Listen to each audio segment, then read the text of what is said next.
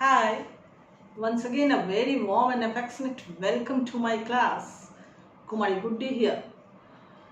So, how all of you are? आप सब कैसे हैं? आज मैं आप लोगों को 10th के बुक से गिल्लू चैप्टर पढ़ाने वाली हूँ. Gillu, the most interesting chapter of this book. तो आज हम लोग गिल्लू के बारे में बातें करेंगे. Before that, we will discuss about the quote of the day. आज का कोट है कि distance from the negativity and the good things will happen to you. हमेशा नकारात्मकता से दूर रहिए. निगेटिविटी से जितना दूर रहेंगे उतना ही अच्छा आपके जीवन में सब कुछ होता रहेगा. तो ये था हमारा आज का कोट. और चलिए अब हम लोग आगे बढ़ते हैं विदाउट वेस्टिंग द टाइम. आज हम लोग करेंगे क्लास 10th से subject English chapter Gillu.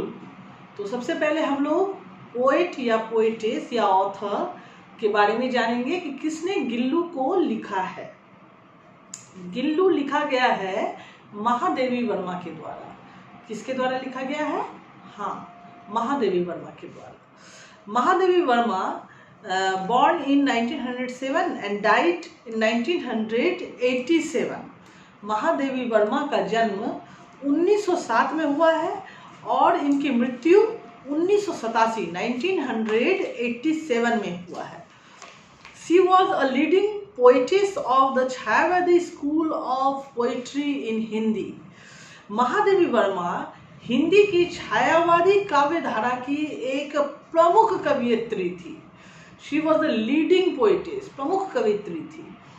She was also a well-known story writer and editor of the famous Hindi weekly चांद. वो एक बहुत ही अच्छी स्टोरी राइटर भी थी और मशहूर लेखिका भी थी.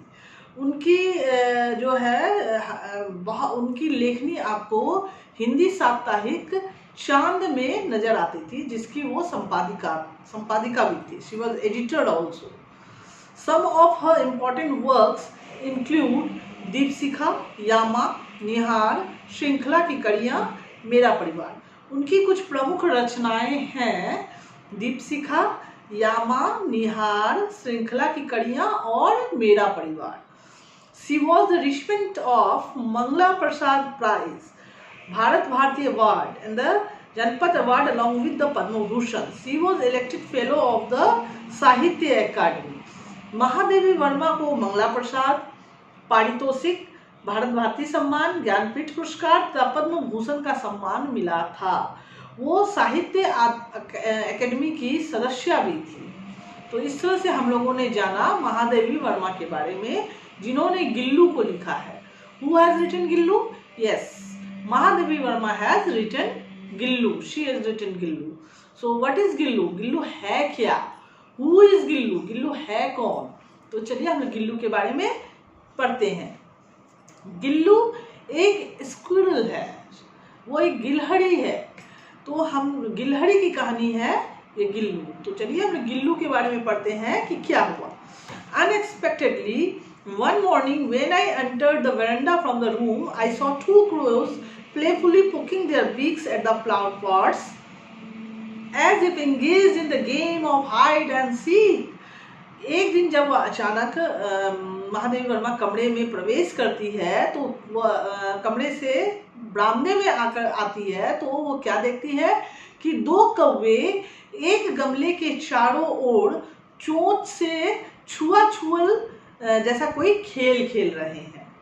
Suddenly my assiduous critic of the mythical tale of the crow was intercepted by the gaze that fell on the tiny being lying hidden in the gap at the junction of the pot with the wall.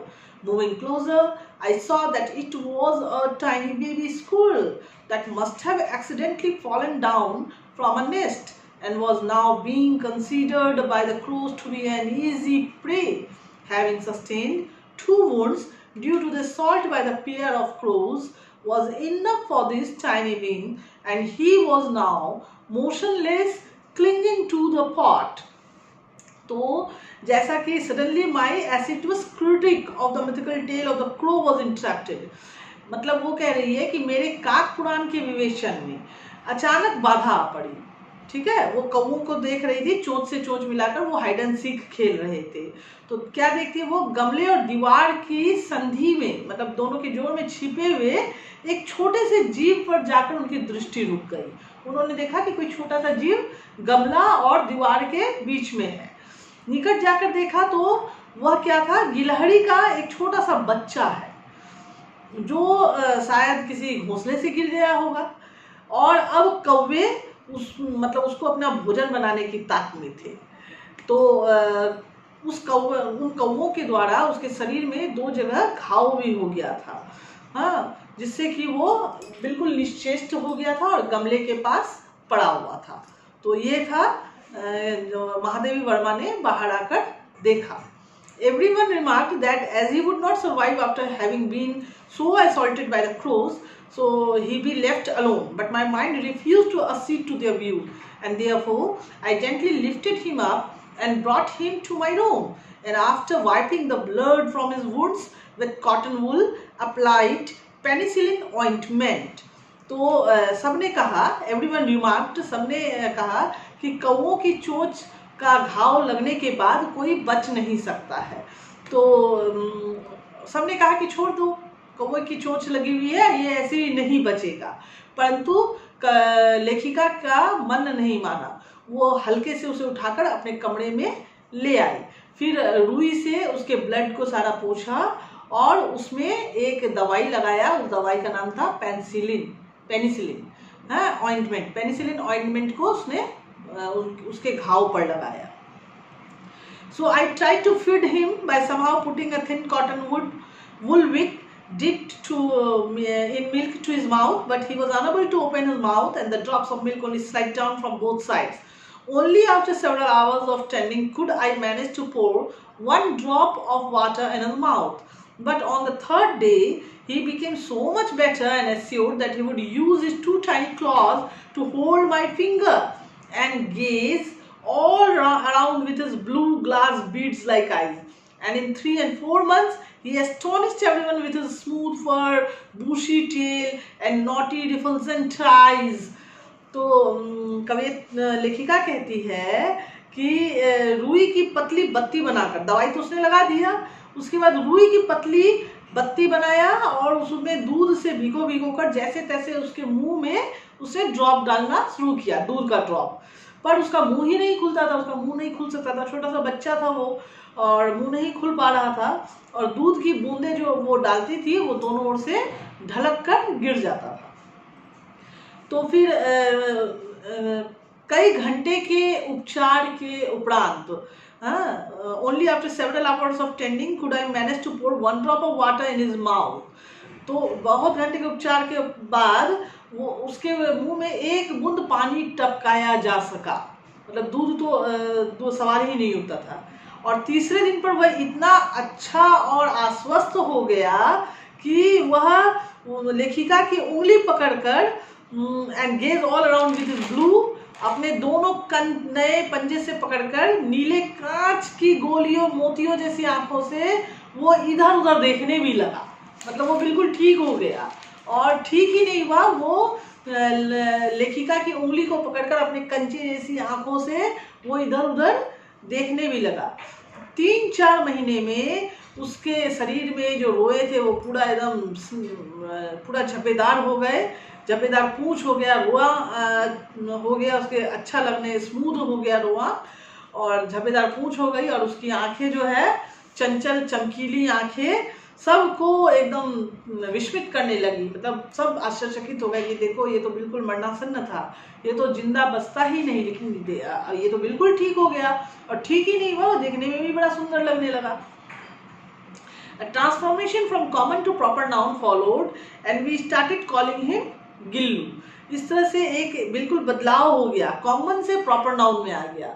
Common से मतलब वो साधारण से एक विशेष संज्ञा में आ गया। जैसे जब तक वो सिर्फ गिलहरी था तो कॉमन नाउन था, जब उसे नाम दे दिया गया गिल्लू तो वो प्रॉपर नाउन हो गया। तो followed and we started calling him Gillu. Yes, मैंने कहा ना आप लोगों से। तो इस तरह से वो जातिवाचक संज्ञा से व्यक्तिवाचक संज्ञा का रूप ले लिया। I hung a little lightweight flower basket linked with cotton wool on the window with the help of a wire. For 2 years, this was Gillu's abode. All were pleasantly astonished at his antics and intellect. तो इस प्रकार हम सभी लोग उसे हम लेखिका कह रही है, हम सभी लोग उसे गिल्लू कहकर बुलाने लगे। और लेखिका ने क्या किया, एक फूल रखने की एक हल्की सी जो डलिया होती है उसमें रुई बिछाकर उसे तार से खिड़की पर लटका दिया और वह स्वयं हिलाकर अपने घर में झूलता रहता। वो चढ़कर उसमें बैठ गया और खुद ही हिलाकर उसमें अपने घर में झूलता रहता और अपने कांच के मनके जैसी आंखों से वो सबको देखता रहता था।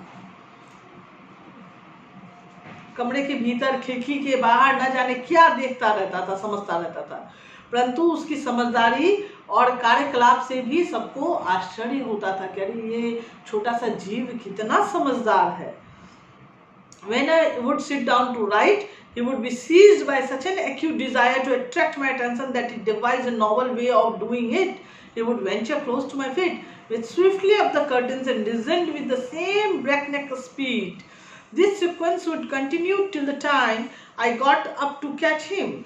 On some occasions, I used to hold Gillu and put his tiny body in a long envelope. Sometimes he would continue to stand on the table, leaning against the wall in such an amazing condition for hours and watch my activities with his radiant eyes.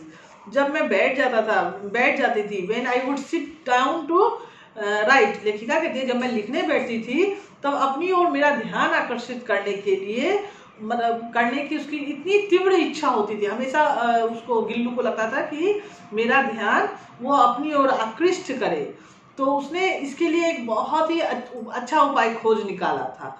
वह मेरे पैर पर आकर sir से पैर पर पहले क्या करता था, वो पैर पर आकर बैठ जाता था और फिर सर से पर्दे पर चढ़ जाता था और फिर उसी तेजी से उतरता था। ब्रेकनेक बोलते नहीं है कि बिना ब्रेक लगाए एकदम धड़ से उतर गया। उसका यह दौड़ने का क्रम तब तक चलता रहता था जब तक मैं उसे पकड़ने के लिए ना उठती, और कभी मैं गिल्लू को पकड़कर उसके गिल्लू को पकड़कर एक लंबे लिफाफे के भीतर बंद कर देती थी। लेखिका कहती है कि कभी कभी जब मैं परेशान हो जाती थी तो उसे एक लंबे से लिफाफे में बंद कर देती थी। इस अद्भुत स्थिति में कभी कभी घंटों मेज पर दीवार के सहारे खड़ा रहकर वह अपनी चमकीली आंखों से मेरे कार्यकलाप को देखता रहता।